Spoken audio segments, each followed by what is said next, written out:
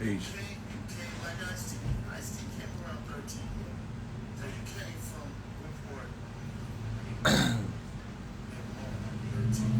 Peace to the family. Peace, love, and light. Peace, y'all. Greetings.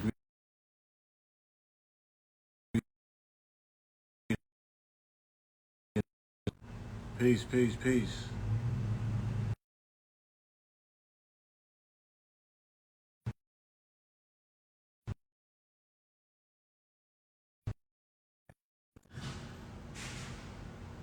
Peace, y'all. Greetings and good day. Yes, indeed. Want to tap in. A lot going on in the news cycle. A lot going on, period. You know what I'm saying? And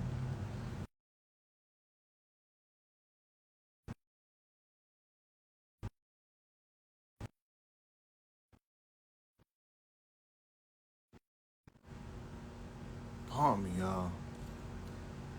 Somebody calling my phone back to back to back to back.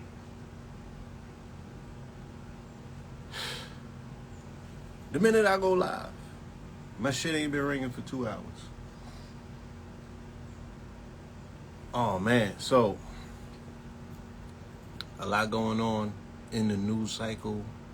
I wanted to touch base and, cover some of these topics, see if we have any commonality, compare some notes with you guys, you know what I'm saying, to see, yeah, if we could get some traction on some of these topics. Temperature reach 134 in California. Whew. Yeah, the heat, the conversation around the heat is a whole nother conversation. And we can have that conversation as well. It's a very apt moment in time to have that conversation. B1, yeah, shout out to the B1s. Shout out to the B1 documentary that's coming out in August during Marcus Garvey's birthday weekend. I will be featured in the B1 documentary. Mama Pill got some heavy features in that movie. Shout out to her. She really did her thing. Shout out to Boyce Watkins in that documentary. Yeah, like I said, a lot going on.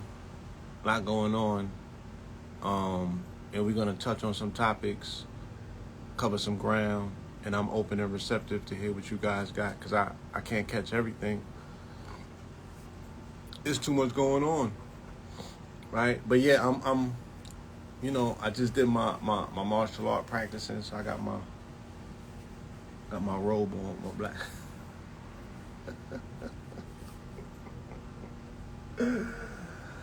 Yeah, my lady, she said she ain't never seen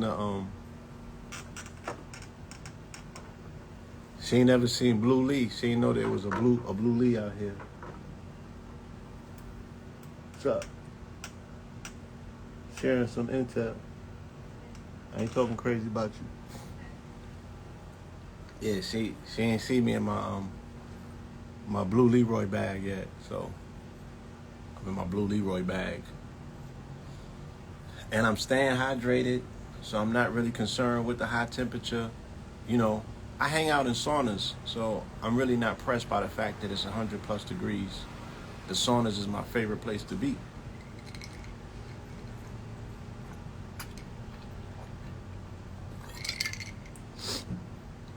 Because the sauna, you can't cheat yourself in the sauna of your breathing.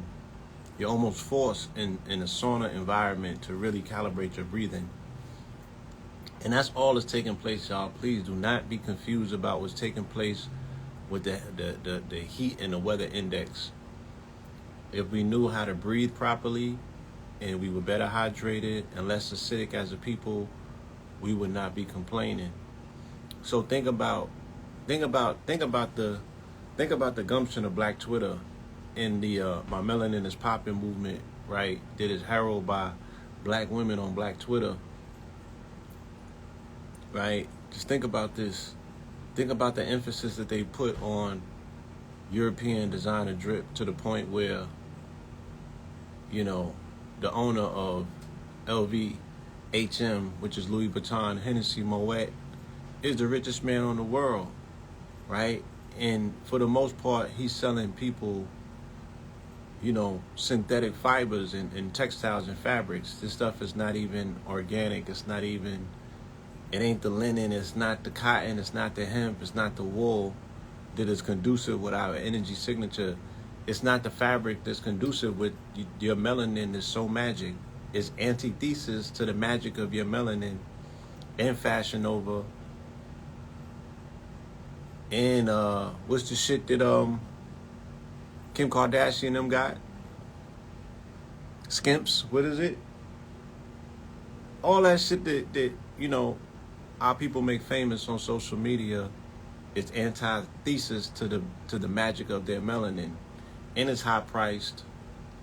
So we have become unpaid models for a high priced designer that's toxic to the very nature of our being, because nobody sat down and thought about us specifically when they were making fashion or clothes. At least, not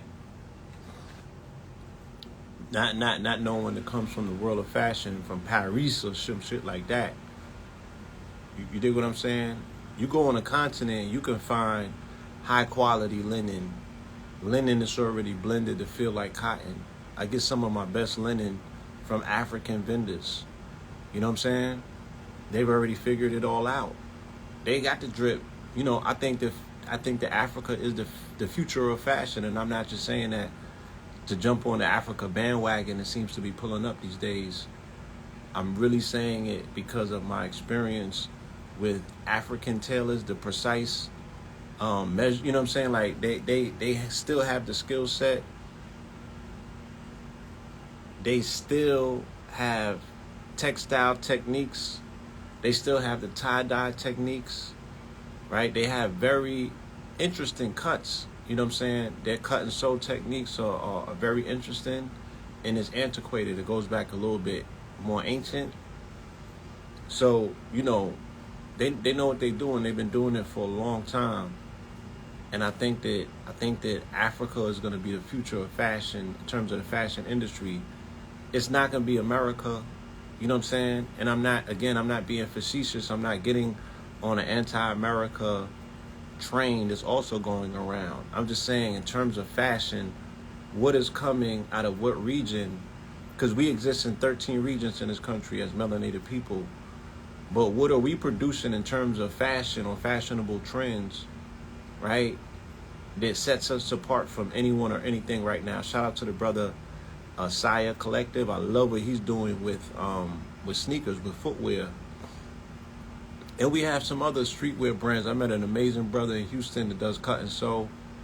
These are individual designers and tailors and things of that nature. They're doing some mega things, but what clothing company, and shout out to Athletics, of course, you know what I'm saying? But what are we doing in the fashion industry where we're leading the charge, or we're setting a trend, or we're bringing something new in? Even as hip-hop as a culture, you know what I'm saying? We're still stuck in the Louis loop. We're still looping Louis all the way back from when Dapper Dan was looping Louis. So we haven't even got out of the Louis loop that was started in the 80s initially by Dapper Dan. Right? So I think that Asia and I think that Africa are going to be major contributors to the future of fashion. Not just the technology aspect of it where it comes to wearable tech, but the fusion between ancient motifs, textiles, styles, and things that are modernized. They're going to give us that look that we need.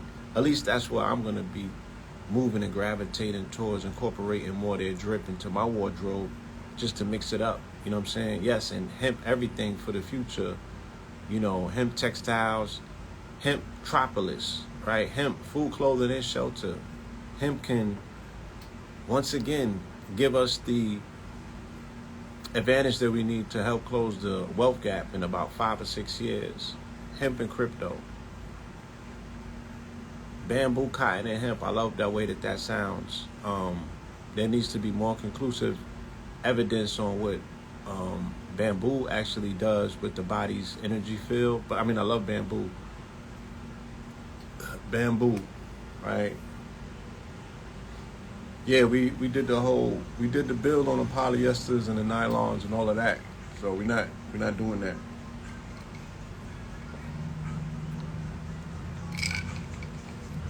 And that puts some designers in a pickle, because the designers that are relying on sublimation, they're gonna get stuck in the shift. Unless they can pivot, unless they can figure out a blend that's gonna hold the DTGs and things of that nature, they're gonna get stuck in a pickle. You feel me? So wool, hemp, linen, bamboo, organic cotton. That's the wave of the future, all right? Now, I think we have enough people in the building where we can actually start, to build. I wanted to chop it up with y'all real quick because I'm excited about this. This is just my commercial in the middle. ShastaMedicine.com. Check out our next retreat we got going to Mount Shasta Labor Day weekend. We also have a retreat going to Sedona, and this is going to be in the end of September. All right, and that's going to be also coupled with Reiki certification. I'm going with some Reiki specialists. They're doing this certification. What better way to tap into the subtle energies of the planet and the vortexes than to learn, how to control your own energy signature as well. So Mount Shasta, this is a picture of Mount Shasta. I had hiked to the top of a mountain up there. This was during 2017. It was a very difficult year for us. For me in particular, I was going through a lot, dealing with this community, shifting my energy, and the peace, man, the peace that I always was able to achieve when I went to the mountain, when I became disconnected from social media, and I got the higher up that I went, the better it felt. The higher altitude, the further away I was getting away from the noise, and it wasn't running away from it. It was just getting to a place of peace where you can have your own thoughts, where you could just be at peace with nature, where you could really see how small things and how insignificant things might be in your life that you consider to be problems. They're like the size of pebbles in your shoe. Now, a pebble in your shoe can give you major discomfort, but it's still a pebble in your shoe. You know what I'm saying? It's still a pebble in your shoe. It's not going to kill you. You feel me? You just got to remove the pebble and get back to comfort. And it's the same thing with these issues and these problems that we have. You know what I'm saying? Individually, with a little bit of push, with a little bit of support, we can get through these things, and collectively we can get through anything. You know what I'm saying? So I overemphasize the peace and the tranquility that this region of the planet provides. You know what I'm saying? I overemphasize the beauty of nature that this part of the planet provides. I overemphasize the healing modalities that are accessible in this part of the planet. The waters there are healing waters. We will be staying next to the water source that Dr. Emoto initially utilized to write his book on water, on the properties of water, right? This stream is super duper mineral dense. It's healing waters. These are definitely revitalizing, redeeming waters. You could look up, I'm like, do I even want to put it out there where it's going to be at? We'll save that. You know what I'm saying? But you could just do the research. Just Google this shit. Like, magical waters of Mount Shasta, mystical waters, healing waters, Dr. Emoto, Mount Shasta. Just do a little bit of research. This is for y'all. I already know what it's hitting for. I want to attempt to express this and share it with you, but, you gotta, it's a knowing, it's a feeling. You gotta be involved. You feel me? So it's not as easy to explain things when you should be immersed in feeling them, experiencing them. You know what I'm saying? But if you want information, yeah, a lot of it is accessible online. And I'll be sharing videos, and I'll be doing interviews with people who have been there, as well as with some of the organizers. So I will attempt as best as I can to relay that feeling for you. You know what I'm saying? But it's really, you see me, I'm jumping up. Like, it's something that just takes over you when you get there. It's just a peace. You know what I'm saying? It's a peace when you connect to the planet. And forget about it. Sedona, that's a whole nother situation. That's a whole nother demonstration. And I often, I always post a lot of pics by myself, but I'm never by myself. You know what I'm saying? It's always with tribe, it's always with family or what have you. But I don't got everybody's permission always to post their pictures. So I post a lot of my own pictures because I only have to answer to me. But we this will be our 10th retreat. We've consistently taken family up there, you know what I'm saying, to do their things, to tap in, to get closer to the planet, to get their healing, to get closer to community. You feel me? So all of the links is in my bio for Mount Shasta and for Sedona, right? I'm going to give you let me rinse the Sedona joint real quick, and then we'll jump into this build that I want to have with you about all of this stuff going on.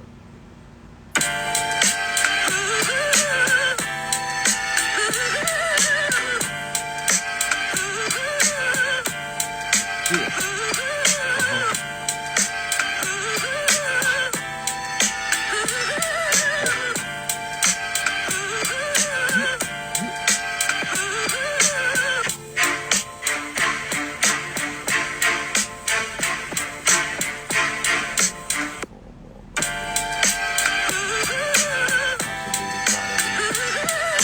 Tremendous ultra forensics. That joint is classical. So yeah, so that's the Sedona trip, right? So we got Shasta and we got Sedona, and mind you, this is what the people asked for, right? I put the poll up. They said that this is what they want. Put the post up. The shit get like 20 likes. Our people.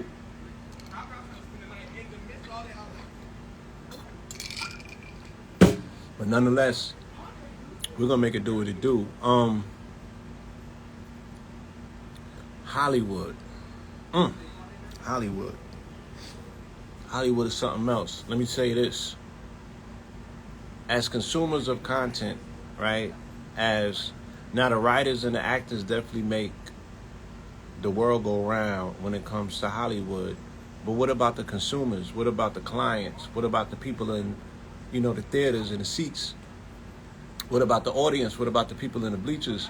Is anybody asking us whether or not we're satisfied with what we've been getting coming from the big screen and the small screen for the last 10 years? Let's do a 10-year audit. You know what I'm saying? I've been very, very, very dissatisfied with the level of content that has been coming out of the writing rooms, excluding, maybe I can say, I was not a fan initially of the Power saga, the Power universe. I was like, we doing this again? You know what I'm saying? We doing this again? But I must say that after my baby had me watching what's it called, Book of Canaan? Yeah, she had me Raising Canaan, right? She had me watching Raising Canaan. And then I watched the other shit with the little nigga Tyreek.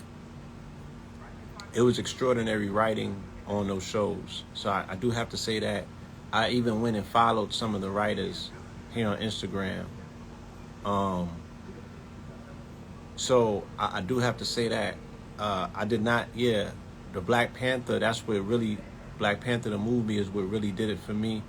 Well, I was like, there's an agenda at play. And of course, being in the field of work that I'm in, we put our finger on the agenda from day one. Shout out to KT, the Arts degree. You know what I'm saying? He's been doing Hollywood Decoded since 2011 or even earlier. But as a customer, as an audience member, as a client, I will unilaterally say before they bring any writers back, right? Y'all have to answer to the audience, to a select group of us that only really have the question to say, why every TV show got a gay scene in it, right? We should want to know that, because now the writers and the actors' livelihoods are on the line, and the writers are saying this is not fair to me and my family. Now you're talking about your family, right? So it's obvious that you guys were being utilized by the machine to push an agenda, right? And you were not concerned with your family at the time that you were putting gay scenes in every single TV show, right? And then you don't have a label on it. If something is NC-17 because they got a nude scene or a sex scene, right, for heterosexual sex, they slap it with a label, they slap it with a rating, and you know it's NC-17, so you like, damn, there's going to be a frontal noodle scene or there's going to be sexual intercourse taking place. That's how something achieves NC-17, or it gets a X rating, right? Before Hollywood comes back into work, before the writers come back off strike, they need to come up with a rating system that allows us to know whether there's going to be LGBT scenes in the movie or the TV show. That should only be fair. Give us a heads up. Why am I seeing men having sex on TV? Why am I seeing men kissing? Right? Why is this shit so graphic? Why is Uncle Clifford getting a whole motherfucking scene? Right? Huh? But not Mercedes, right? They not turning, right? They not working nothing out with the strippers. You feel me? They not got, and this shit is centered around sex, but we gotta watch Booty Love. So I'm like, there has to be something out there that regulates the assault on our auditory consciousness, that I'm sitting there with my lady attempting to have a good time watching TV and we get bombarded by these scenes. So I'm not having any discretions, you feel me? I'm not feeling no way for the shit that's taking place because I'm saying these people have been utilized as pawns in the game, and now, right, they already been used. Now they got used up. And they feel some way, right? Because the real threat to these niggas is AI. So let me tell you how they playing these niggas. Right? And I was just being facetious the other day. Look, we did this shit, right? We went to, ironically, the day that the Hollywood movies shut down, right? We get invited to go to a Hollywood movie set, right? Here in Atlanta, and they laid out to us, gave us the keys to the kingdom and said, yeah, we need y'all to bring Gollywood out. You know what I'm saying? And do y'all thing. So, ain't gonna be no funny duddy scenes and none of that shit and nothing that we doing. But, here we got. I was just joking initially. So this is what will work. This is an LED argumentative stage.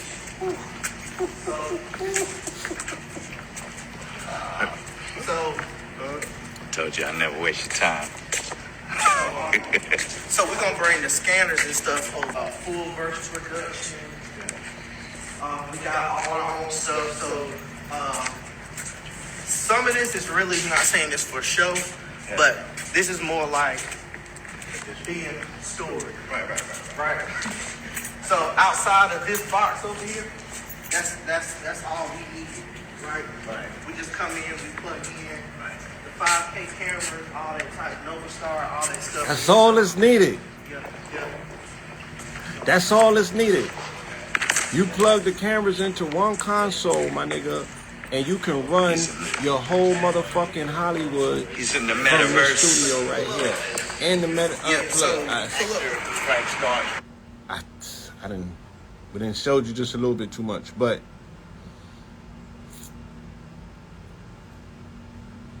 it's finna go all the way up. So my whole shit is like, yeah, but before Hollywood makes it back, before the writers and the actors make it back to Hollywood, you know, as the consumers of this content, we should make a pact and send a petition out that we need new labeling for the content. And the content that we need new labeling for is the content that we consider offensive. I do find it offensive to see male full frontal nudity on TV, and I also find it offensive to see man-on-man sex scenes. That's not something that somebody should just be. You should not be dropping that in people's lap. You know what I'm saying? That is a full frontal assault on somebody's consciousness, and it's something that we cannot unsee, and it's traumatizing. You feel me? So it's like, what the fuck is this? This is not what I didn't bargain for this. You know what I'm saying? And it's the same way if I'm looking at something and it doesn't have an NC-17 rating, I don't expect to see sexual intercourse. I don't expect to see simulation of sexual acts, whether they're heterosexual or not, right? Because we still have children that we have in the room. And I know, yes, your children is on tablets and they on phones and shit like that. So they could fuck around and see Lena the Plug getting pumped out. I know that. They could go right to Twitter and see some of these things because porn has become mainstream in our society. You feel me? But enough is enough. Enough is enough. So I don't really feel the compassion for them that I want to feel, because I'm like, you've allowed yourself to be pawns in a sick agenda, and a Hollywood agenda that was initially run by the Harvey Weinsteins and funded by the Jeffrey Epsteins of the world. And now that shit is crumbling, because if you really, really notice, Hollywood has not been the same since they locked up Harvey Weinstein in 2017. And Harvey Weinstein gets locked up in 2017 immediately after, right, Hurricane Harvey hits. And Hurricane Harvey hits 2 days after the solar eclipse, the total solar eclipse, the one that covered the entire western coast of, quote unquote,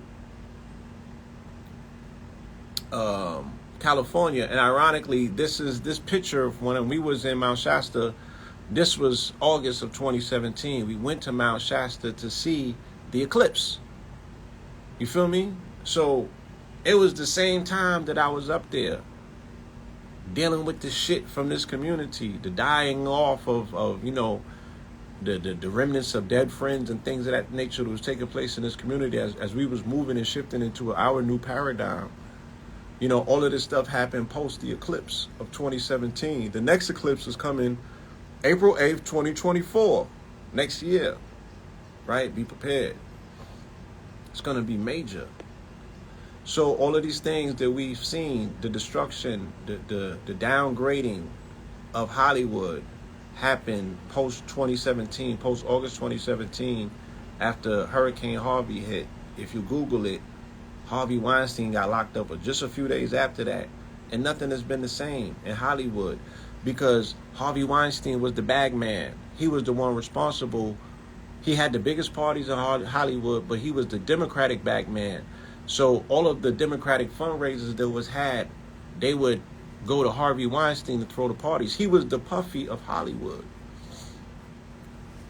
right? Hence the fact that at the time that he got locked up, Jay-Z was in the bed with him. And the what was the name of his film subsidiary? Was it New Line Media?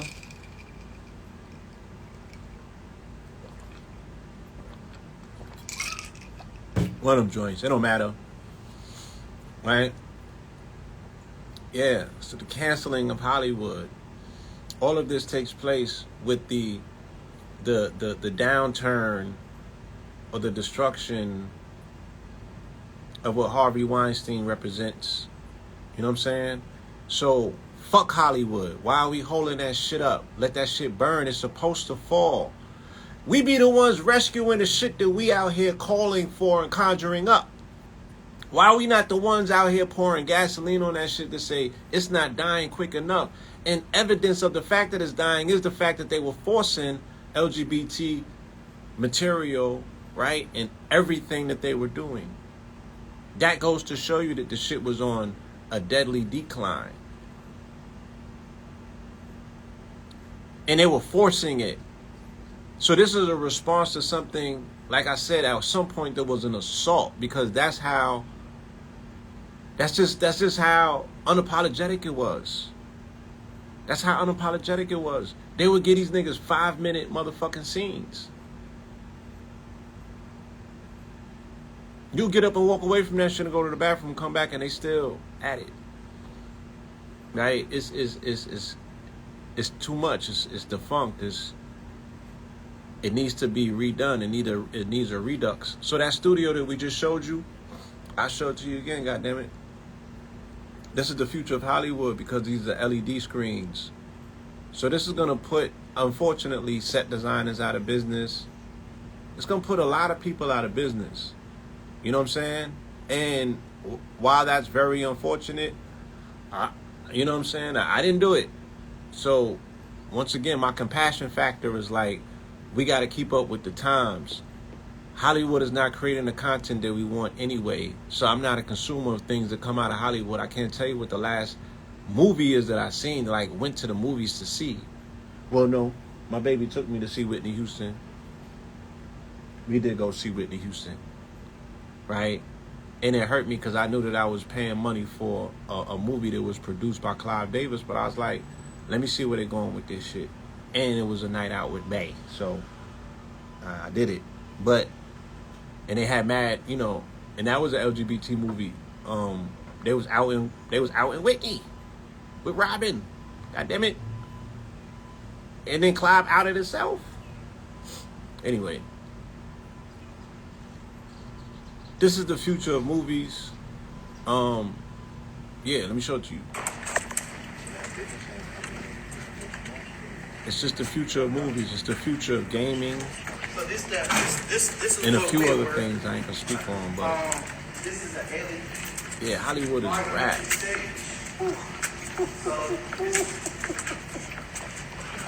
Hollywood is a rap. That's a Told you I LED never wall. waste your time. They shoot Mandalorians on that. So we're gonna bring the scanners They and shot the stuff. Quantumania on that. You know what I'm We saying? got all our own stuff. So Nobody needs to go to some Hollywood of to this do is nothing. really not saying this for show, but this is more like Why are we even still talking about Hollywood? Hollywood what? For who? right. Why? So outside of this box over here, that's all we need, right? Right. We just come in, we plug in the 5K cameras, all that type, Nova Star, all that stuff is yeah.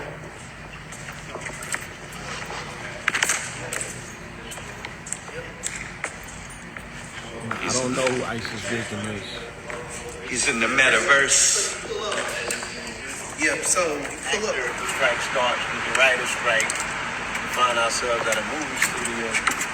You know, we're not scrubs. We just gonna take over. Not scrubs. Shit, like we chat GPT to take. I'm telling you, humans is overrated. AI writes scripts. Yeah, humans is overrated.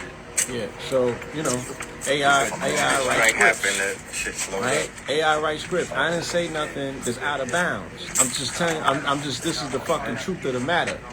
Right? And I was being borderline facetious, even though I was not lying, right? I didn't want to be cruel what I was saying. But then, lo and behold, here goes the article. The press conference that they had yesterday, the main focus that the writers are making and the actors that are standing with them is they're saying, look, they are attempting to replace us with AI. And the way that they're going about it is crazy.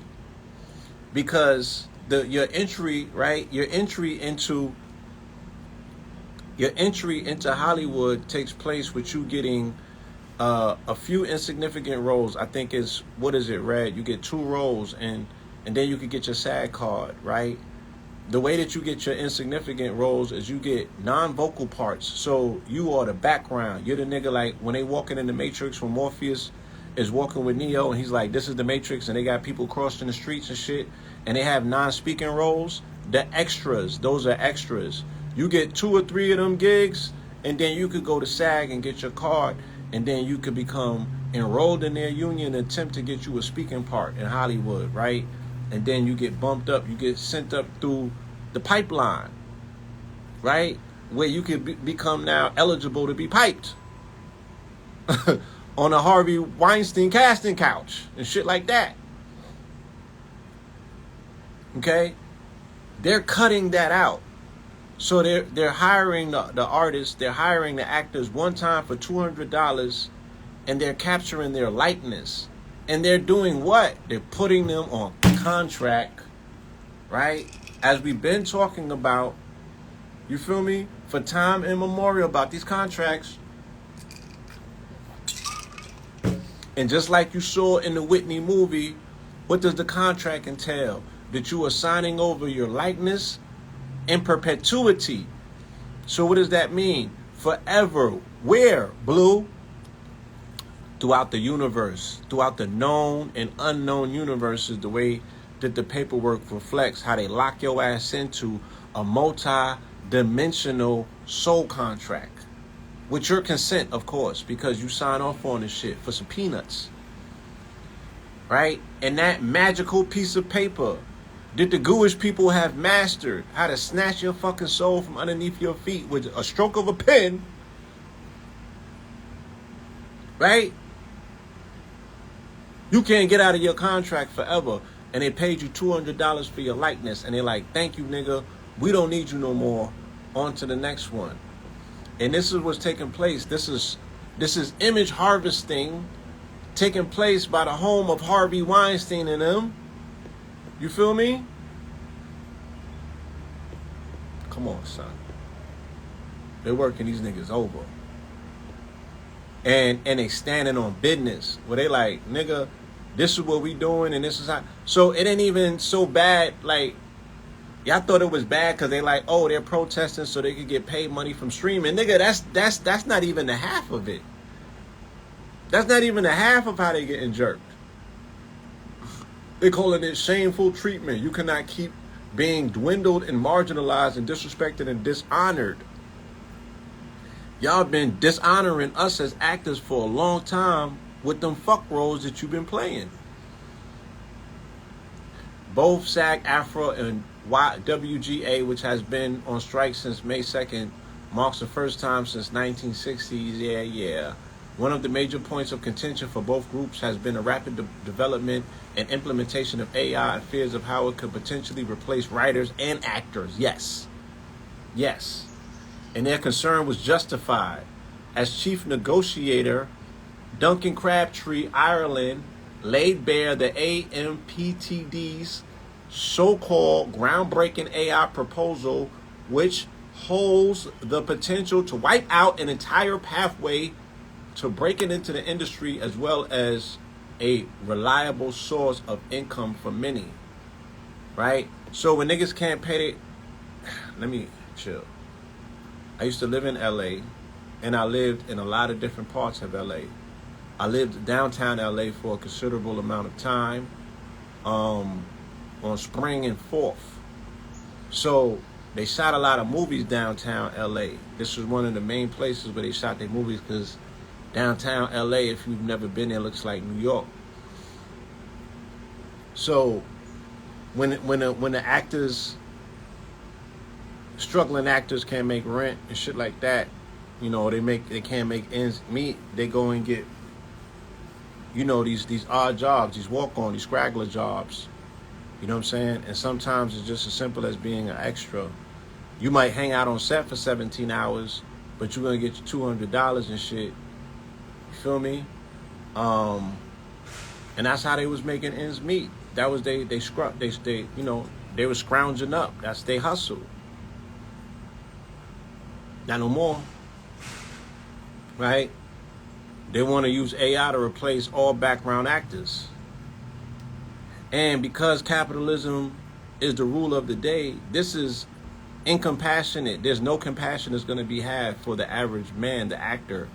Right? You're not a factor in this new paradigm. I just don't understand why people don't understand that. And they think that these people will not allow them to fall through the motherfucking cracks and fall by the wayside. It's like you are underestimating what's really taking place in this global reset, where they are gutting the lower and the middle class and even parts of the upper. They don't give a fuck.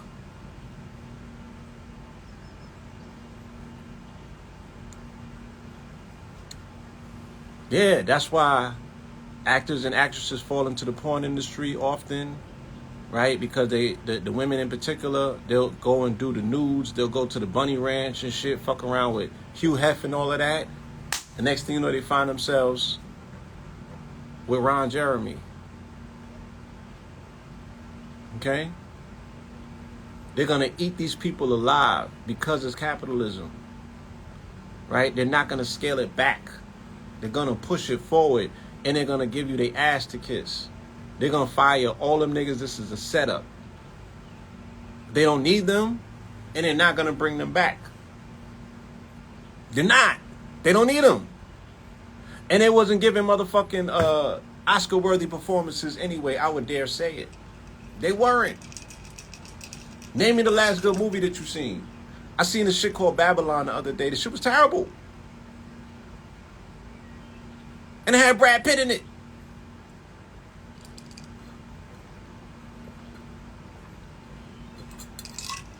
And I think this was a Scorsese film or some shit like that. It was terrible. Right? Everybody's sleeping at the wheel. Like, there's nothing good that's coming yet. The memorable shit that we speaking about is like Black Mirror and Squid Games. You don't know none of them actors' names. These are unknown actors and actresses. These are not familiar faces. Right? And they don't got to give the best performance. It's the storyline that lives with you. What motherfucking show is more accurate than The Simpsons? We don't even need TV shows and movies no more. If The Simpsons is the ones predicting the future, right? How good is they acting? What good movies are there? Put me on, because I stay looking for them. Put me on. What's the good movies?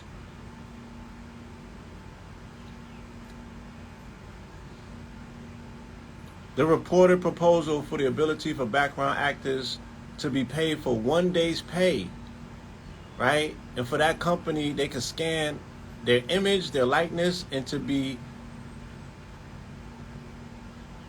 used for the rest of eternity in any project they want with no consent and no compensation. The Man Who Fell to Earth was okay. They had some obvious holes and gaps in the storyline, but I did appreciate The Man Who Fell to Earth. You know what I'm saying?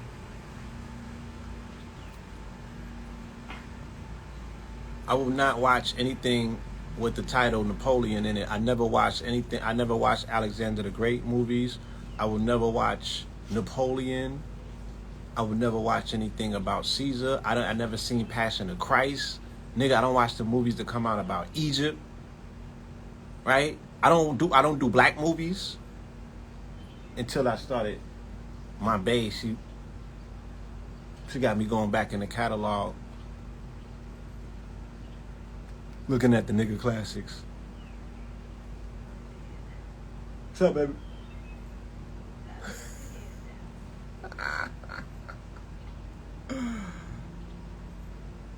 Yeah. Like, I got 2 scripts ready. Sizzlers. I got 2.5 because I got one that I started that I didn't finish.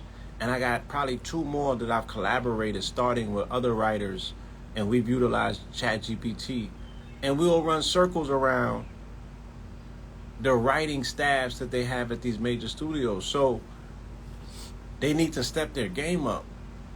And they need to figure out ways to work with AI instead of being scared of AI, knocking AI, right? You're not going to get rid of AI. AI is only going to get more terrorizing as it gets more smarter. Red said the Napoleon trailer was lit.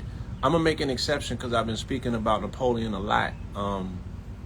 Dealing with Louisiana and St. Louis Cathedral in St. Louis, all of that. I'm going to look for it for, you know what I'm saying, not entertainment purposes, but for educational purposes.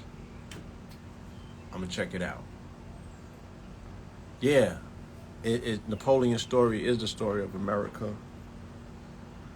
And I did a live the other day, or I probably made a post, and I was speaking crazy about the French. I was saying I will not be praying for Paris.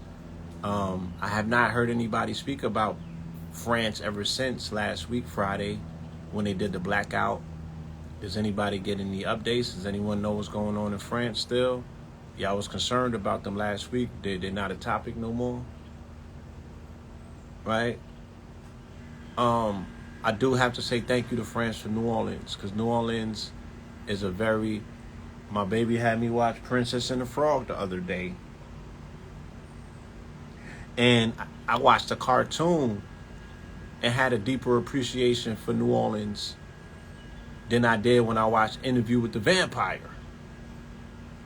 The movie, not the TV show, because that shit got some funny duddy gay shit in it too. So it's not just, we talking all of TV, all TV writers, all of the Hollywood writers, like everybody needs to explain to us, why are you Trojan horsing this agenda into every piece of content that you create? But going back to Princess and the Frog, yeah, for what Louisiana becomes, what New Orleans is, and the fact that it's the road, it's the place where all roads meet when it comes to our history here in this country, whether we came here on a boat or whether we was here swimming in a moat. You know what I'm saying? It all ties into New Orleans. And the French have a very pivotal role to play with that. And the fact that it's such a unique city and it's so replete with culture and tradition, you know what I mean?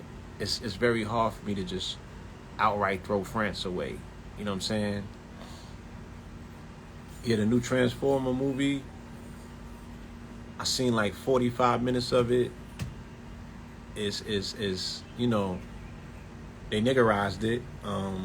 But they was doing that back after Transformer 2, Dark Side of the Moon. No, Fallen Angels was Transformer 2. But it's super niggerized now, yeah. And I do want to catch Mission Impossible. Shout out to Tom Cruise. You feel me? But, yeah, Hollywood is kaput. You know what I'm saying?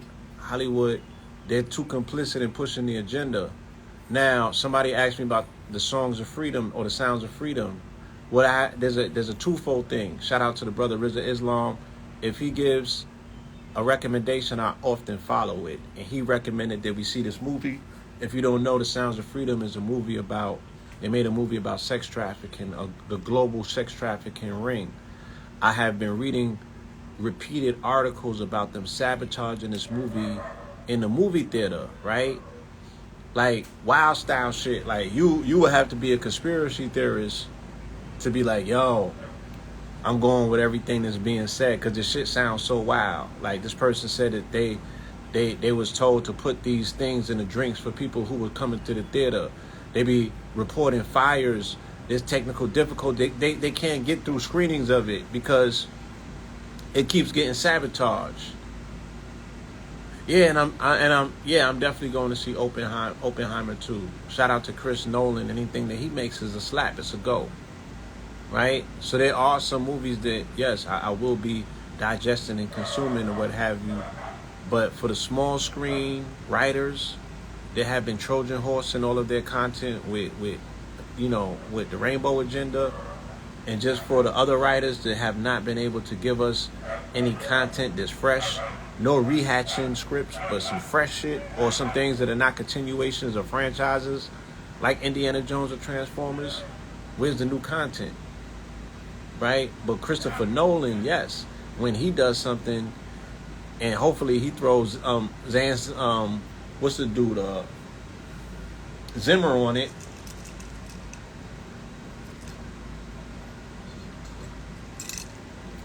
For the soundtrack, you know it's a go. But, alright, so this movie, Sounds of Freedom, has been getting critical acclaim. They beat out Indiana Jones in the domestic box office tickets when Indiana Jones came out, either last week or 2 weeks ago. Whenever this movie came out, it has been tearing up.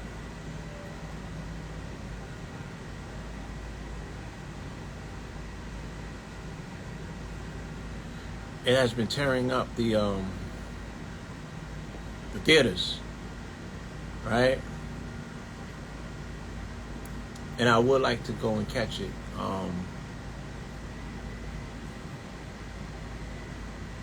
Now, this was independently done. Again, this is another signal for people who would like to do music outside of the Hollywood machine. You feel me?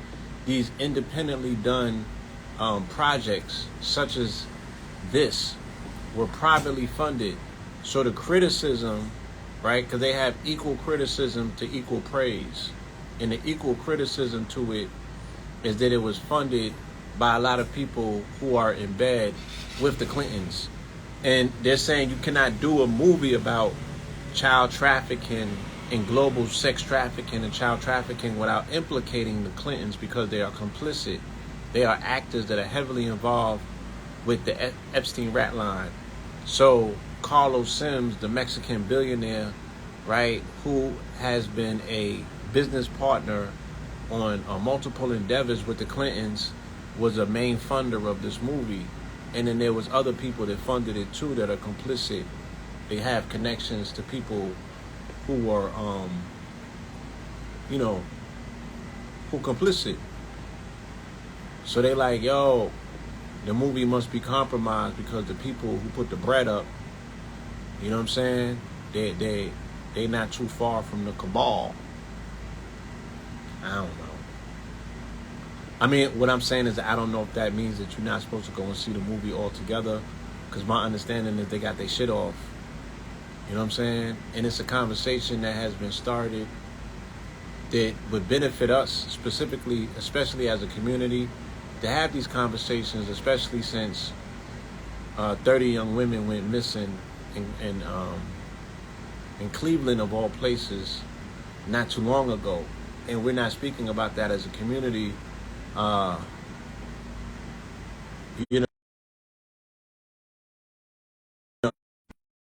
Impacted by sex trafficking, kidnapping, right? And organ harvesting. You know, all of these things are taking place with our babies. Are we responding in due form to show that we care enough?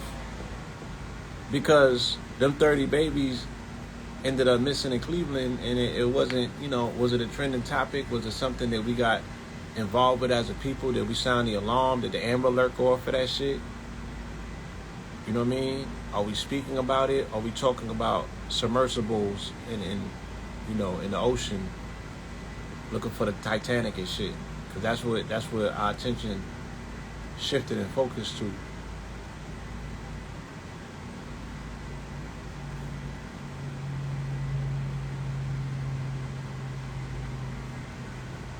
So, yeah, it'll be a dope movie, I guess, for us to go and see and to talk about, to have discussions around, because it's a very real thing. You feel me? It's a very real thing. Our children being ghosted, you know what I'm saying, ended up in the rat lines, and then that shit goes into the whole Disney conversation, which goes into now the Hilton conversations about these hotels. You know what I mean? I guess you can't tell nobody nothing about Barbie. Yeah, I'm not going with Bay to see Barbie though.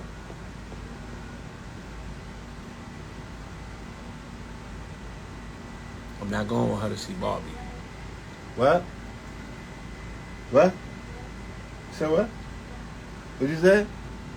I can't hear you mumbling. Alright.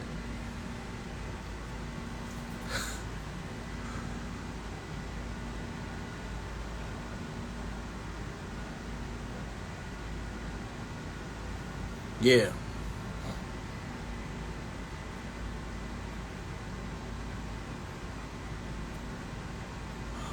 What's the I don't know. Somebody said what's the thing with them Lincoln, Oppenheimer, and Barbie as a double feature? They're competing at the box office, my nigga. Like, I don't know what you're talking about. They were linking it as a double feature, like you could go and see Barbie and go and see Oppenheimer. That's one hell of a that's one hell of a slide across the spectrum, don't you think?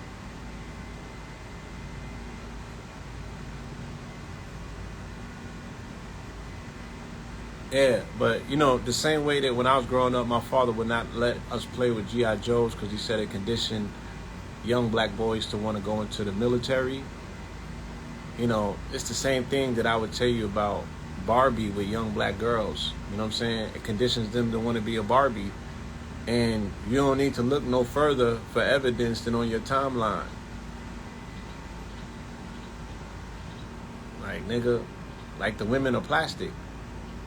Like Barbie. When Nicki went plastic and she created the Barbie movement and she called out to her barbs, like, you were not alarmed about how many people responded. And it was not just about saying, oh, I'm a fan of the franchise of Barbie because I grew up with it.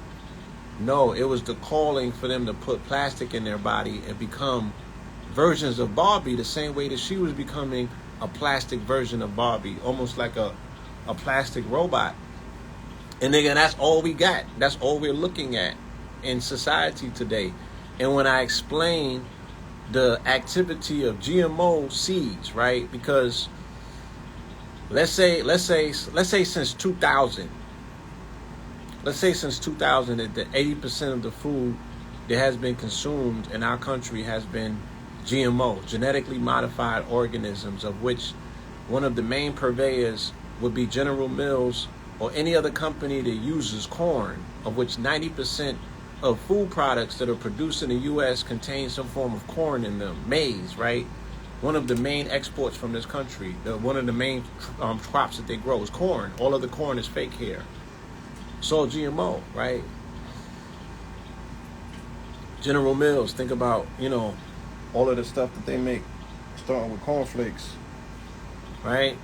These are main ingredients. So GMO seeds have two characteristics: their weather resistance and their terminator seeds, meaning that they give birth one time and then they terminate themselves.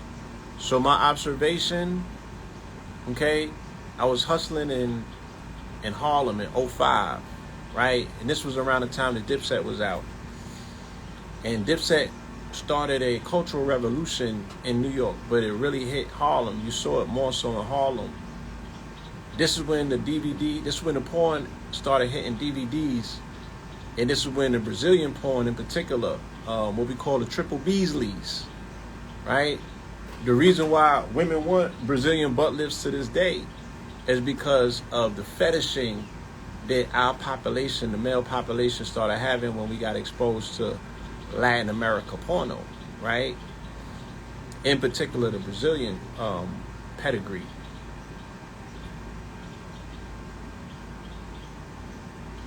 As a result of men wanting the prototype to look like Buffy the Body and better, right? Our women, for the very first time, from what I could tell, outside of Botox, like they was doing the goofy shit following the Kardashians getting Botox, but they weren't getting body augmentation. You feel me? So, yeah, Bundas, right? Watermelon Girl and them. So, the evidence of it is the GMO seeds. Like I said, they are weather resistant and they are terminator seeds. So we started seeing young women coming out in 30-degree weather with their jackets open, their belly buttons exposed. You feel me? And you be like, damn, that's them motherfucking hot-blooded Latinas, right? Because you was in Harlem and shit, so you had some Puerto Ricans up in there. He was like, that's them hot-blooded Latinas. I wonder what they on. Like, you gotta understand, in New York, we do anything to escape Jack Frost. The Hawk is what we call it, right? We was buying $1,000 Sherlins. A nigga will have 4 or 5 layers of clothes on to get away from Jack Frost, right? Jack Frost will incapacitate you in New York, nigga. You be frozen like the Tin Man. You be stuck. How is these women now? You gotta ask yourself this. How is they wearing the midriffs in 20 and 30-degree weather, letting the belly button with the belly ring show? You know what I'm saying? You can see the bones in their pelvic.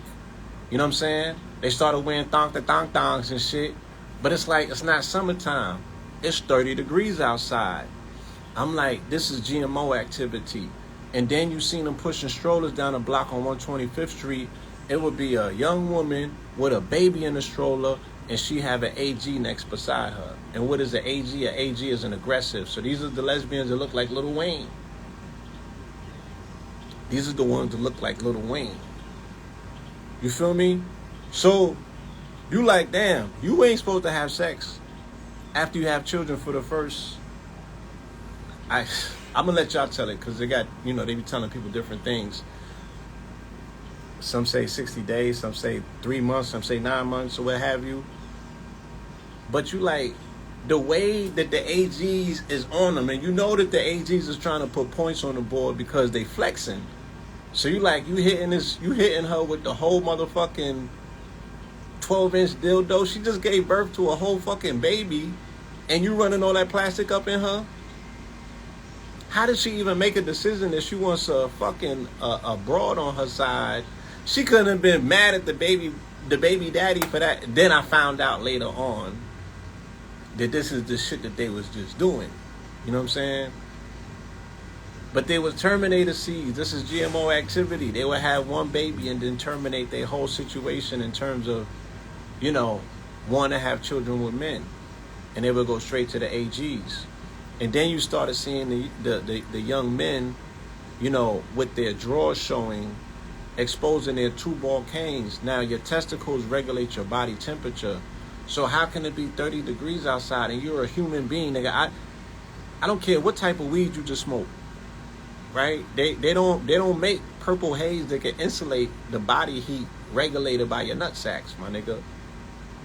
So how is these young men exposing their shaft in 30-degree weather, and they out here running around? They was running around here like the Island Boys and shit. Because this when niggas was drooping, their pants was drooping, they was walking like penguins. This was all Dipset activity, mind you. Introduced to New York. Am I lying?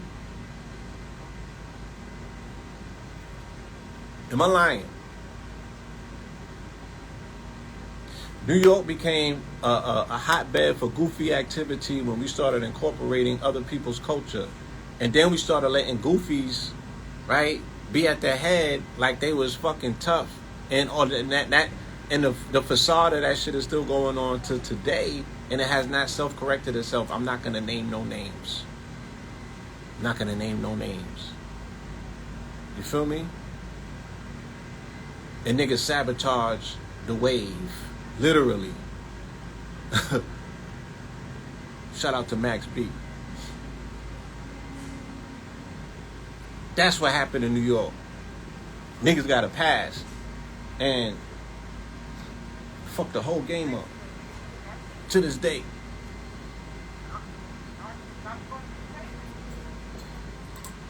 So, if we were looking at activity like that, the only thing scientifically that can explain that was GMOs. Well, I'm like, now the people, you are what you eat. You have become a genetically modified organism because it only takes 7 years for your cells to, replicate the thing that they're interfacing with. So if you're eating a food and the cellular composition of that food is GMO, after 7 years, you become that.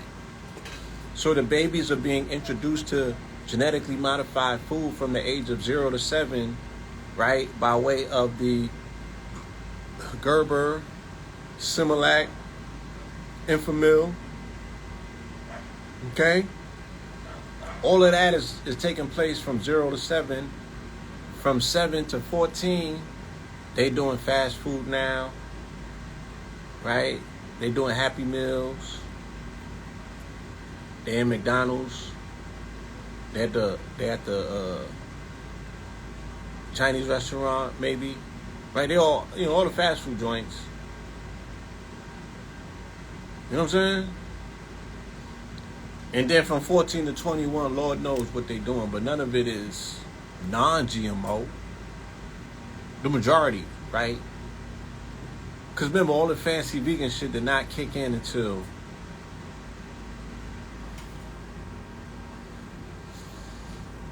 2017, 2016, shit like that. Like, this is all recent. We ain't a decade over where it became a thing. And something has to be at over 4% in our society to be considered mass adoption. Between 4 and 7%.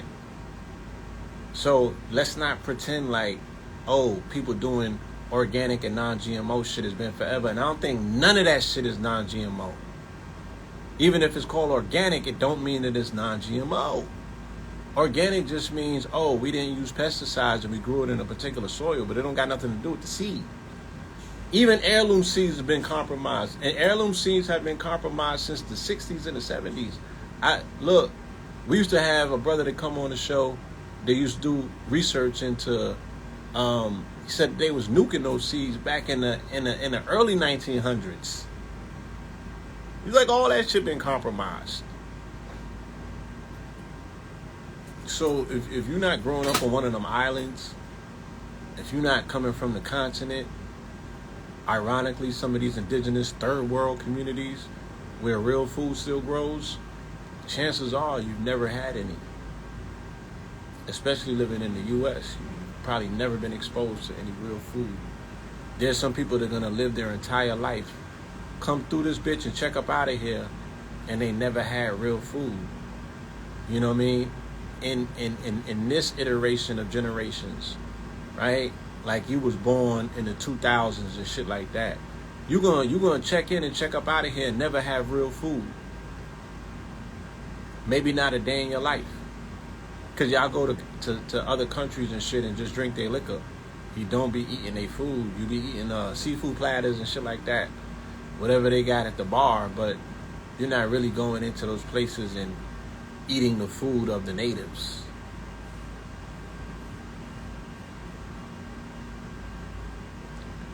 Yeah, so I think we did come to some sort of a conclusion that there are some movies out that we do want to see. Does that mean that it's the saving grace of the Hollywood industry?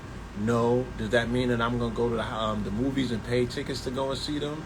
No. With the exception of Oppenheimer. I will go and see Oppenheimer because I read a very detailed story from Chris Nolan about the technology that they used to shoot the movie and the cameras that he used. And, you know, I'm just a fan of his work in regards to how he story tells. I know that his stories ain't boring. And this is a story about a situation that took place in 1944, which is the building of the atomic bomb by Oppenheimer. I've studied Oppenheimer, you know what I'm saying? And I've studied the bomb and all of that. I've done lectures on Fat Man and Little Boy. I've made connections and correlations to them being the Twin Towers to symbolize Tupac and Biggie in my breakout lecture that I did, Blueprint 322, when I was making comparisons to Tupac and Biggie to the Twin Towers, but explaining in 28-year cycles is how they program reality. And so I got some of this cloth from a book called Time in the Technosphere, written by an author named Jose Arguelles, where he was explaining the 28-year time cycles. He wrote the whole thing called The Law of Time, which is dealing with cubic time, which is dealing with the Mayan calendar. And he talks about these 28-year cycles, 1945 to 1973, 1973 to 2001. And he pinpointed all of these activities and things that took place. 1945 being the beginning of the military-industrial age, or what we call the Matrix. All precipitated on the dropping of those 2 bombs. And there was another one that they did not drop. We're going to talk about that. We're going to talk about the third bomb that didn't get dropped. And we're going to utilize the third bomb to qualify what I've been telling y'all about the 2 bombs. As bugged out as it may seem, right?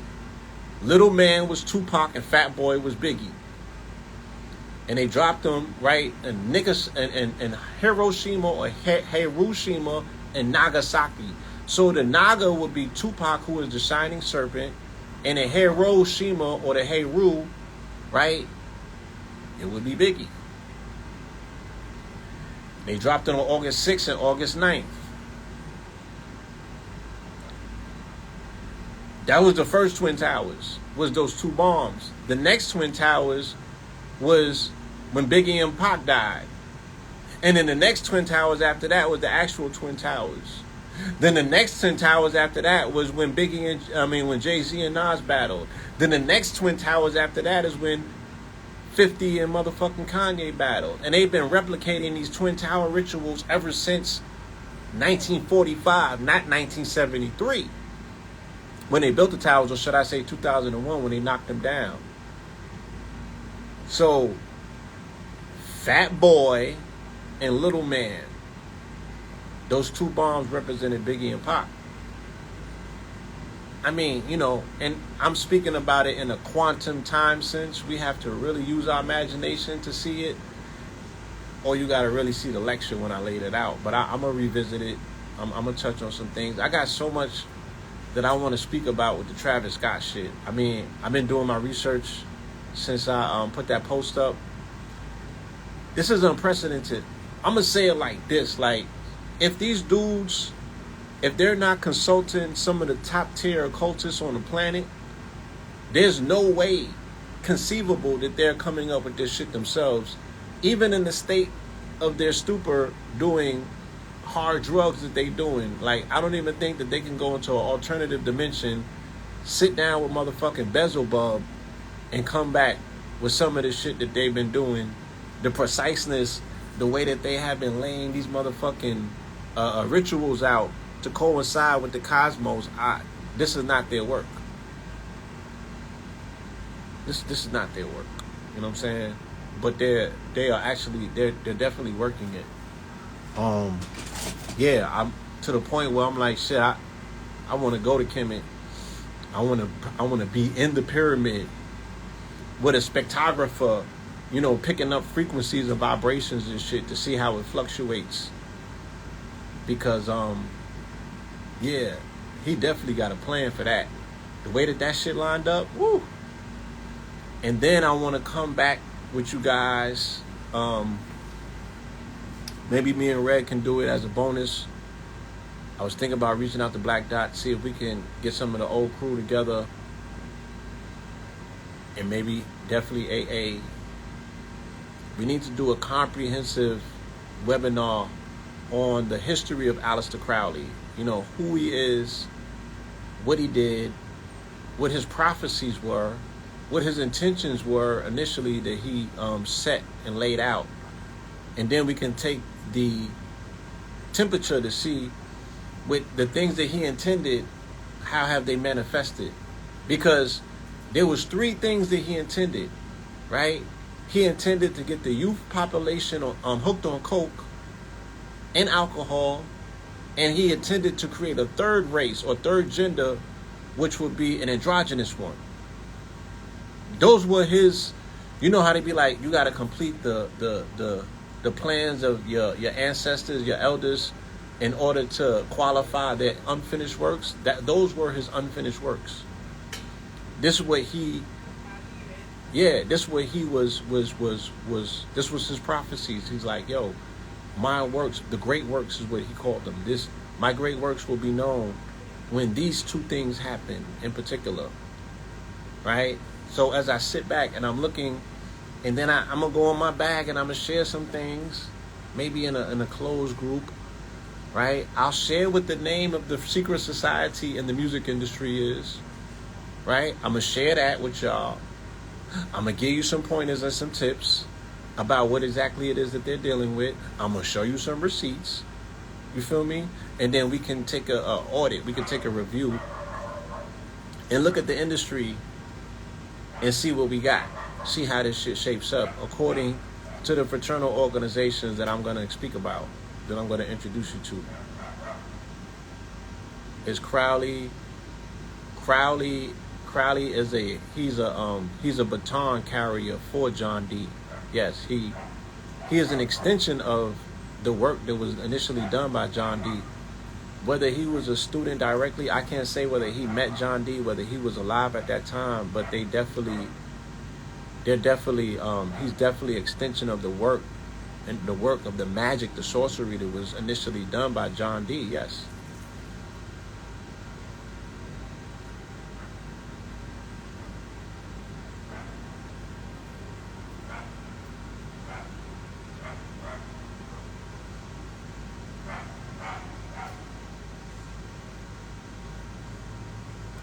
Yes. So we have to talk about the immaculate alignment that Travis Scott has activated during the dog days.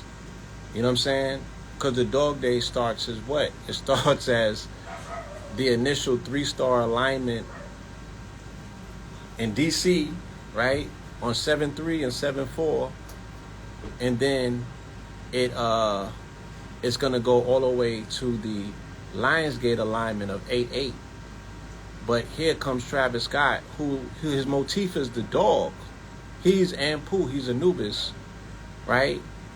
The dog is going to go to the place where the dog star aligns itself perfectly because the 3 pyramids of Giza align with Orion's belt, right? But on Lion's Gate, which is 8-8, that's when the motherfucker... Who's seen the first Raiders of the Lost Ark? Since we're going to talk about Indiana Jones, the first Raiders of the Lost Ark, when he's in the tomb and the light comes through the shaft and hits him directly in the pineal gland, does anybody remember that?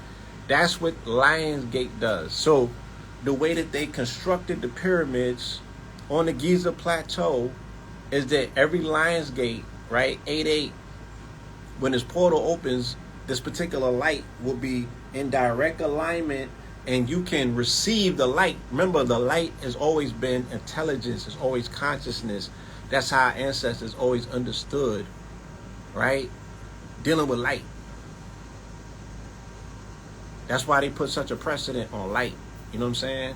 So this is how they align themselves to receive the light. So this nigga is working a super mega galactic ritual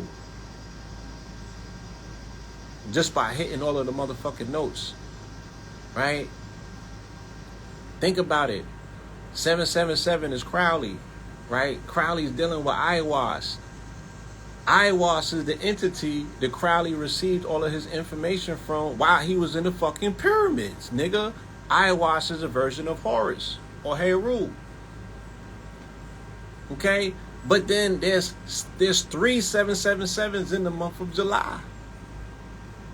So nigga, this is an unprecedented 777 moment. You have to understand what 777 Liber means in order to appreciate the ceremonial ritual taking place. You feel me?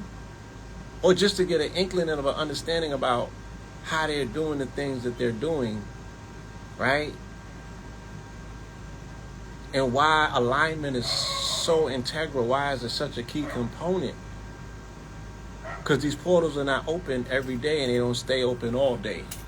But as long as you have put things in place to catch the light, to catch the ritual, or to signal, right?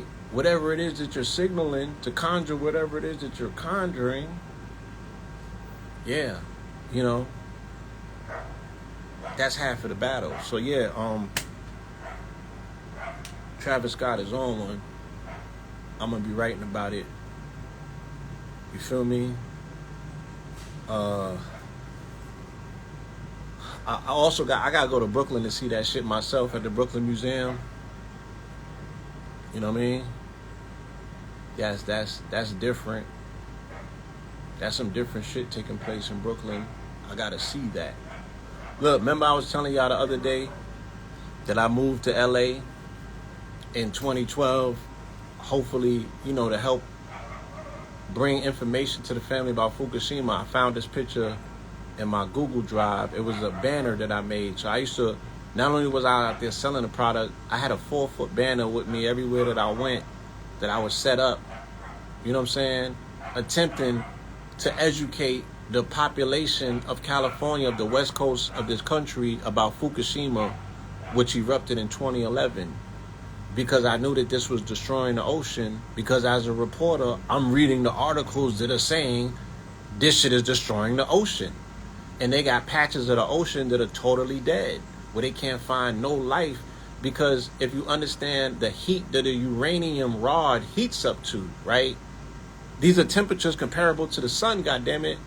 Imagine if they put the sun in the ocean, what would it do to the ocean? Because the water's not going to put the sun out. So the water is not putting out the uranium rods that have been in the ocean since the eruption. Those rods continue to burn, and it continues to heat the water up. Hence the fact that everywhere that you go, that's all they're talking about, is the water heating up. I wonder why. Because they're spilling radiation in it. And what do they want to do to cover it up? They want to officially do a major spill, right? So then they could turn around 5 years later and blame it on that. It's as if, and this is on y'all, right? As citizens of the republic, as tax-paying members of society, nigga, it's on you to call bullshit at some point, because if it's just us, you feel me? It's almost like you just complicit with us just being fucking targets at this point. And somebody got to speak up. Somebody got to speak up for the people. The people in the back got to speak up for themselves. If they're telling you that the ocean was already overheated, right? Hence the fact they're saying that Florida water is 97 degrees, nigga. I like a warm bath, but I don't even know if I want to be in 97 degree water, right? If they're already telling you that the water is 97 degrees, how they going to turn around and convince you that dumping radioactive water from Fukushima that has been burning up since 2011, now they're saying, oh, we need to dump this water in the ocean. They've been dumping the water in the ocean. They have not been able to stop the dumping to take place because they can't stop it, right? But now they want to shield it and make an official announcement to say we either want to dump some more to make the water or the ocean even hotter, or they're going to turn around and blame the warm water on the fact that they dumped the shit and didn't do the research. Oh, this is all bullshit. This is all bullshit. And the only way that this bullshit is working is because the people must be sound asleep, yet using labels like they woke.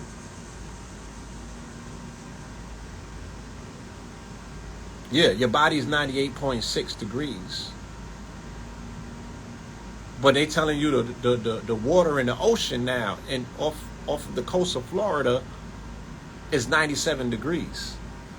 What the fuck can live in 97 degree, right? So you're going to get mad seaweed like they've been getting in Florida. And the water was like 70, if not 80 degrees when I went down there in 2020.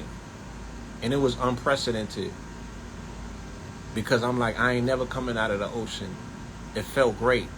At 80 degrees, I don't know what the ocean feels like at 97 degrees. How's it going to be 100 degrees outside and then the ocean is 90 degrees? Like, that doesn't even sound like relief.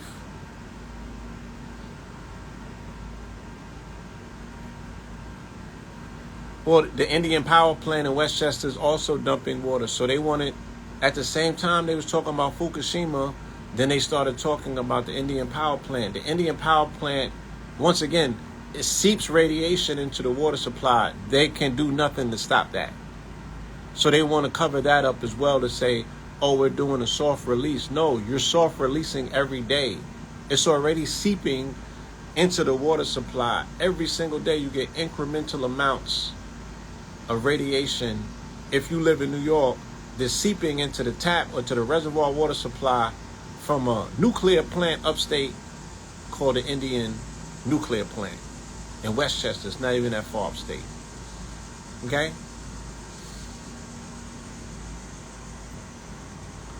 So,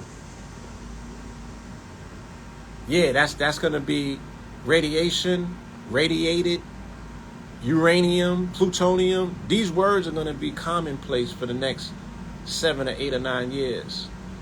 Damn, I had an article I just remembered that I want to post, and I don't want to get into the over boasting of it, but it was speaking about the solar maximum. I was going to get on here and overstroke myself, but I'm not going to do that today. Because, you should just get it at this point. We were right. We were right from 2019. We were right from 2020 to tell you that we were experiencing a corona rising. And this was all about a biological process of us mutating based on the sun's radiation, based on all of these radiating factors, right? We're changing as a people. This shit ain't got nothing to do with no C-19 and no invisible viruses. And if it do got something to do with an invisible virus, then that too is tied to Fukushima and is tied to the burning forests in the Amazon that happened in 2019. So when you eliminate the lungs of the planet, right? Remember, your lungs have these fibers in them that remove any heavy metals, any heavy particle, just like you got nose hairs, right? If you shaved your nose hair and you got a runny nose, nigga, there's nothing to stop the run. It's the same thing with germs and airborne pathogens that were moving on air currents. If there's no more lungs of the planet, my nigga, then that shit is free to circulate. And all the poison is coming off of the ocean because the ocean is dying. And I found footage yesterday. I didn't capture it because I was doing something with my phone. I'm going to go and look for it, where they went and they showed you the oarfish, right? They was like, look, this is the mystical creature. They only talk about this shit in folklore. And they have video of the oarfish. Somebody was in the ocean, a diver, and they came across an oarfish. You never supposed to see no fucking oarfish. These are animals and creatures that be at the bottom of the ocean.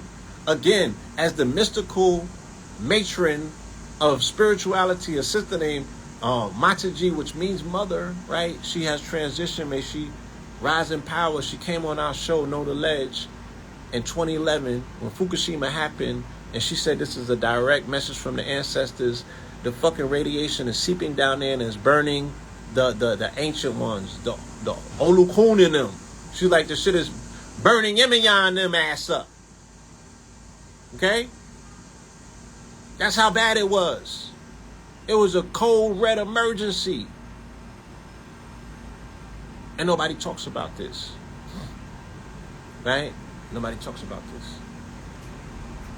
The state and the nature of the ocean. Why they keep making these ocean films as of lately.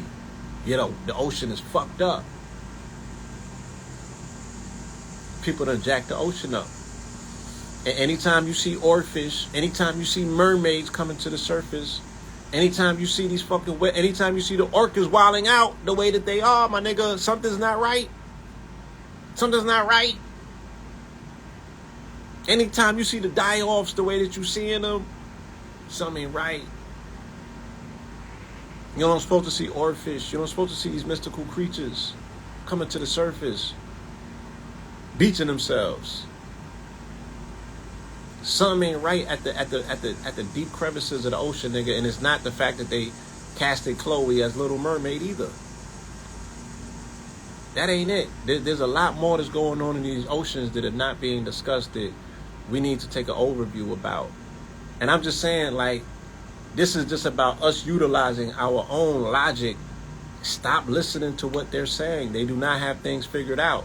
Or they're just flat out lying. But it do not supposed to be 97 degrees in the ocean on Florida. Like, something ain't right. You know what I'm saying? And that's going to create a detrimental ecological situation when hurricane season comes. You feel me? So let's just be mindful for this. Once again, if we can see things and we can know how to read the signs, then we can prepare for coming times. If you live near coastal regions and you know that hurricane season starts after August, you will want to make plans. You will want to have something in the kitty just in case you have to make an emergency move. You will want to make them phone calls around about now, just in case. Because you can never be too sure. And the way things are shaping up, it looks very unpredictable. Right? So, you going to wait till they tell you?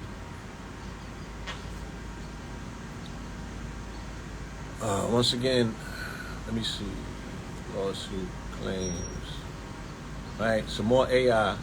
Lawsuit claims Google is vacuuming up people's entire lives to train AI. Right? So, I really want us to grasp this understanding without being a purveyor of doom and gloom. You know what I'm saying? Because that's not really that's not the move. That's not the intention here.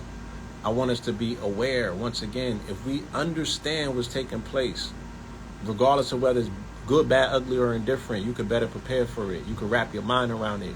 You could get ahead of it. You know what I'm saying? So AI is at an infancy stage. All of the disruption that has been caused is from first generation AIs, for the most part. The unleashing of these ones that have been made accessible to the public, they're relatively new.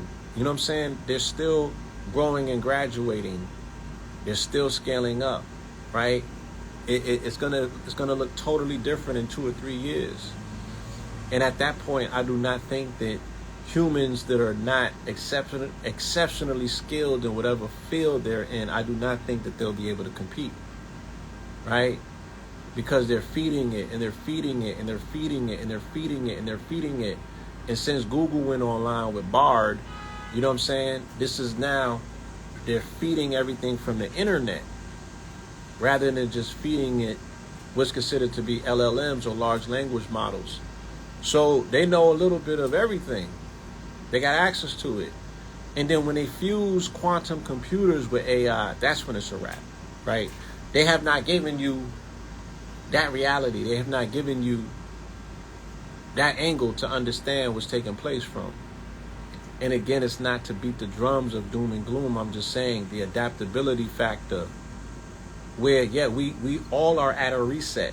You know what I'm saying? So things that are going to progress from here, everything's going to look different. It's going to be progressively new. But in order for it to be progressive, we have to handle it in a way that's responsible to say, I know exactly what my agenda is. My intention is to reach this destination, and I'm going to utilize this to help me get there faster. If you on a boat and you got a compass, but you don't know where you're going, then you spending precious daylight hours. You're gonna fuck the food thing up. You know what I'm saying? You're gonna mess your trip up because your direction and your focus is not so laser focused and intentional that you're gonna waste quality time. Right now, we're wasting quality time. Right? As a community, if we're intentional, once again, what do we want to do? And how do we want to do it? Right? Because we need to be doing whatever it is that we are looking to be doing, because the access to the acceleration is accessible. I'm going to say it again. The access to the acceleration apparatuses are accessible. The access to the acceleration apparatuses are accessible. I'm going to show you again. Right? Let's just get an example. What does that look like? Access to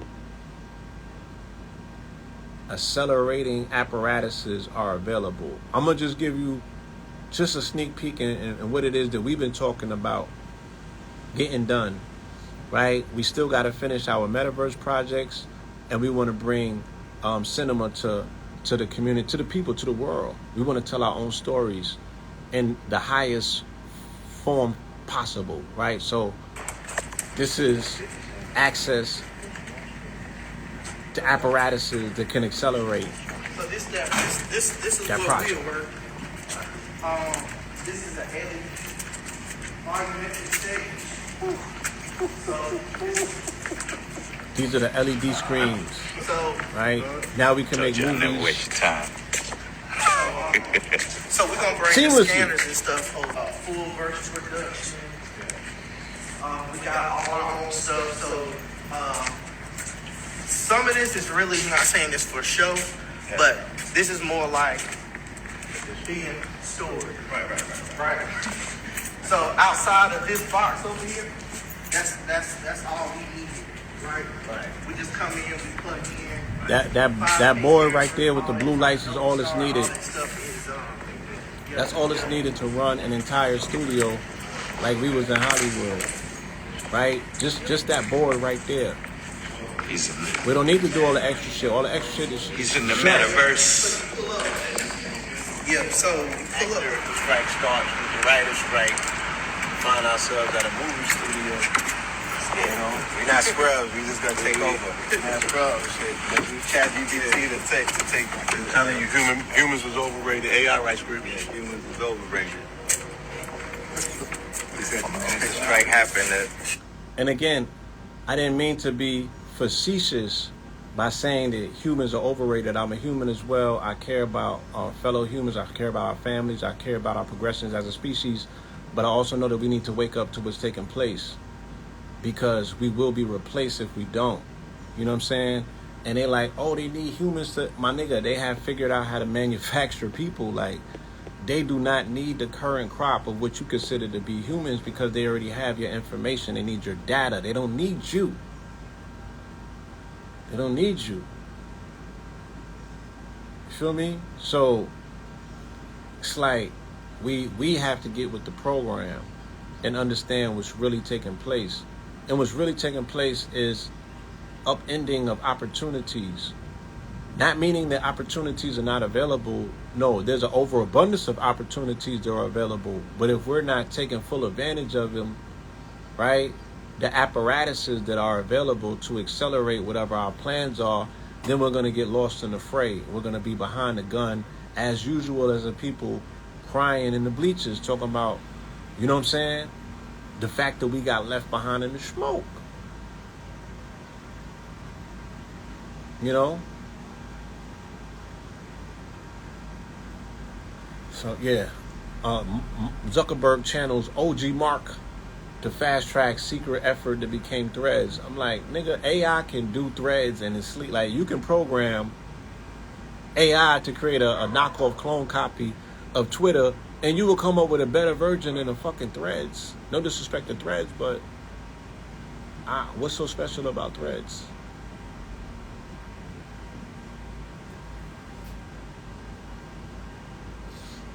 So, once again, we got these retreats still going. We're going to go to Shasta first. This is Labor Day weekend. It's quickly approaching. There's limited space available because it's an intimate experience. We cannot cater to too many people and be there for everyone the way that they need, you know what I'm saying, us to be there for them.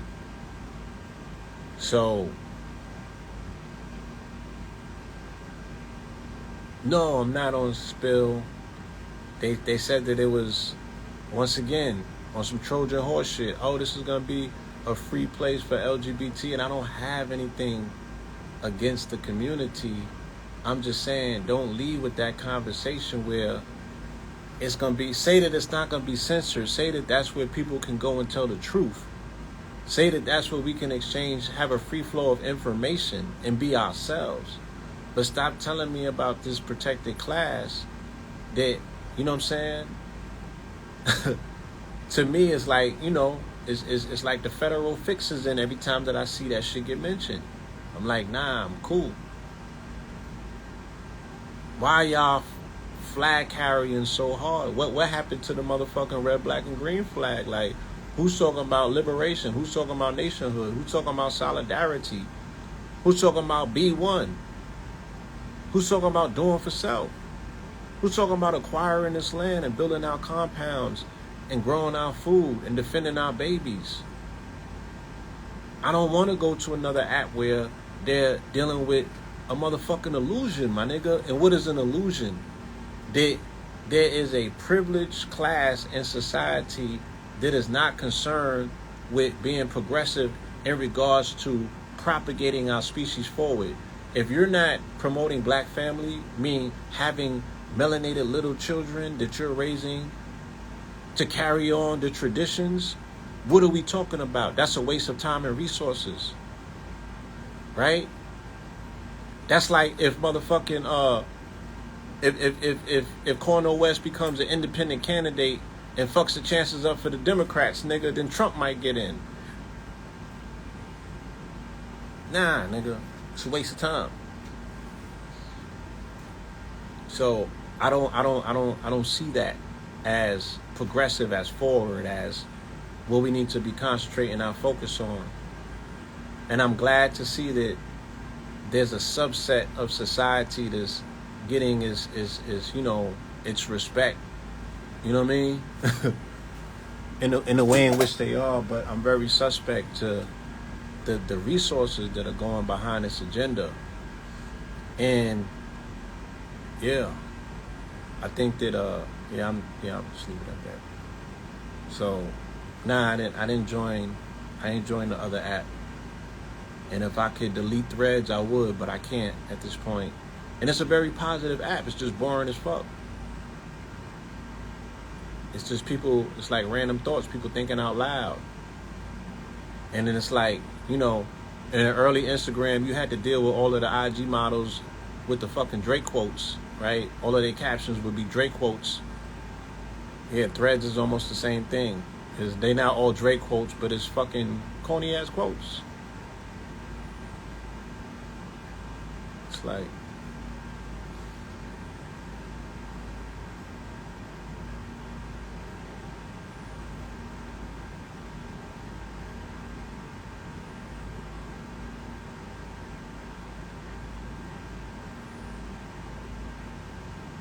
yeah, it don't got no AI in it. It's no technological advances. It's not a step forward. It doesn't do anything technically to Twitter. It's Twitter without the porn and without the negativity. Like Black Twitter is not toxic over on Threads yet. They're still in their gleeful stage. You know what I'm saying? They're still in the spectrum of the rainbow where it means happy. So everything over there is still gleeful. It's positive. And shit, I might even the Facebook algorithm said they only run off of negativity. I can see why. This shit don't got no spice in it. So yeah, we got the links in the bio to Mount Shasta. Take you to the waterfalls. There's so many locations in Mount Shasta. We're not going to be able to get to them all, but it's too many to list. You're going to get tired of waterfalls after the third day, I promise, because you're just going to see some of the illest ones. But you'll never get tired of the hikes. You'll never get tired of the energy. You'll never get tired of the access to the real organic foods up there that are definitely non-GMO. Look, Oregon, they got a law in Oregon where you can't grow GMO. They're anti-GMO. They got checkpoints when you cross over from Oregon to California. California don't let you bring non-GMO food into a GMO state. And it's a military checkpoint. How about that? You want to talk about something? Let's talk about that dichotomy. Right? And this should tell you something. Oregon is the only state. It's the 33rd state. It's the whitest state in the union. It's the only state that's non-GMO. But they have a bridge when you cross over from Oregon on the I-5. When you cross over from Oregon into California, there's a military checkpoint, and they're searching your car for food, for vegetables and fruits in particular, and plant life. Okay? And you can't bring that over into California. Right? Because they talk about, cross-pollination and things of that nature. But it's a military checkpoint. So GMO is a military tactic to suppress the people. Right?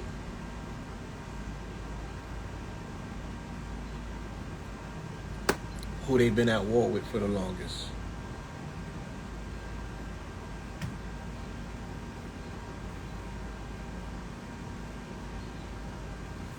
Yes, and I wanna show you something.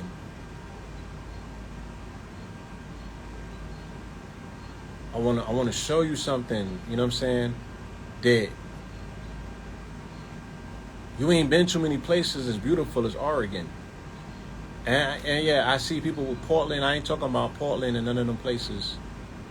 I'm talking about the beginning, right? Let's say Medford all the way up to Eugene. You know what I'm saying? Whew. They call it God's country for a reason. It's the 33rd state for a reason. It's beyond beautiful. It's beyond beautiful. Like, these are the places that you want to suit up and boot up and be like, damn, man, if I could convince a nigga to spin the block You know what I'm saying? To defend a public housing building. Like, what would these niggas do if you bring them to, you feel me? Some real crown jewel shit out in the country that it's so beautiful it just makes you cry.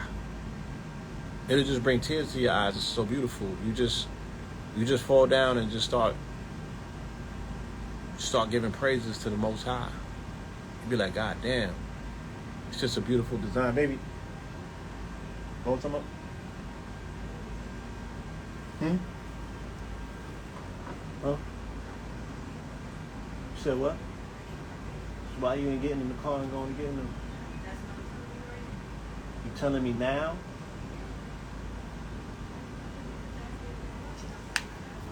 Come on, son.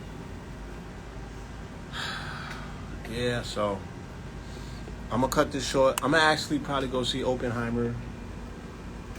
What's up? You got a problem? I ain't got no problem.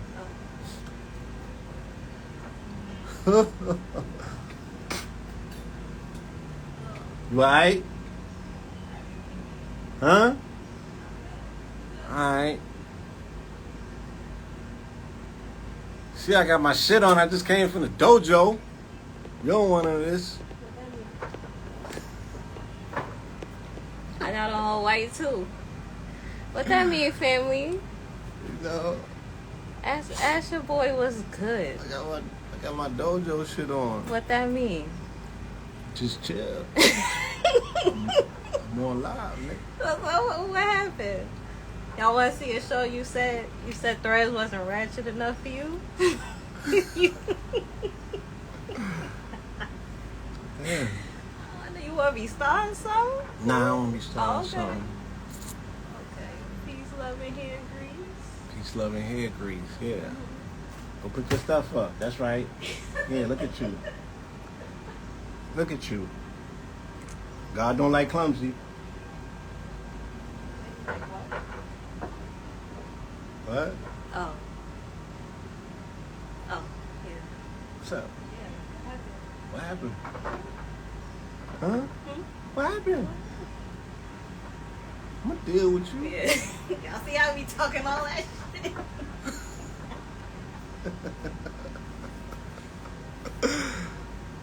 You know.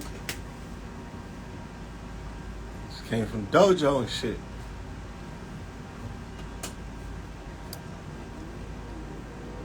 But yeah, nigga, I go. Showing my bumper. So I had to go and shit. Get my thing together. Might go see Oppenheimer tonight. I go see Oppenheimer. She might duck out and go and see the Barbie shit. What, Barbie ain't out? You sure? It ain't come out this weekend? Huh? Okay. 21st?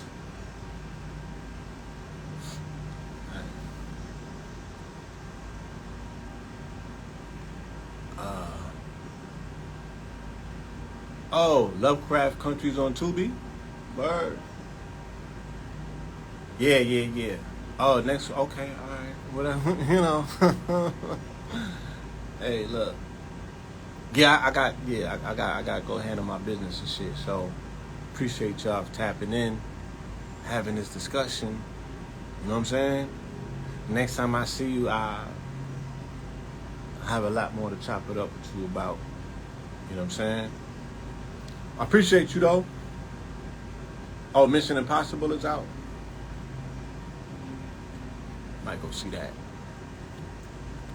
Might go see Tom Selleck do his own stunts and shit. You know what I mean?